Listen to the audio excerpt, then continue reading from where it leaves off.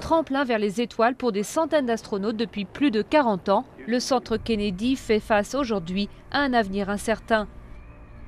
En juin, la NASA effectuera son dernier lancement d'un vol habité avec la navette Atlantis. Le secteur privé est censé prendre le relais. En attendant, l'agence américaine espère louer ses infrastructures à des opérateurs commerciaux. Pendant 30 ans, on a eu un gros client pour les lancements au centre Kennedy, c'était le programme de vol habité.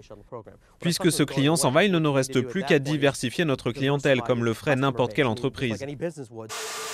Illustration de cette diversification, une capsule test a récemment été lancée en orbite par l'opérateur commercial SpaceX, une société en compétition pour prendre en main les missions vers l'ISS, la Station spatiale internationale.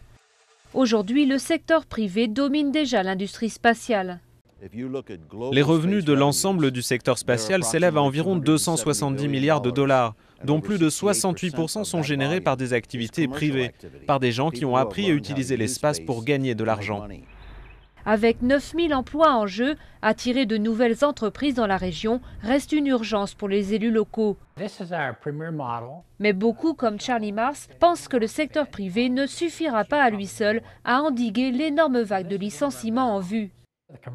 Les sociétés commerciales qui sont sur place aujourd'hui ont déjà leur personnel. Elles ont ce qu'il leur faut. Elles vont certainement embaucher un peu, mais certainement pas autant qu'on le souhaiterait.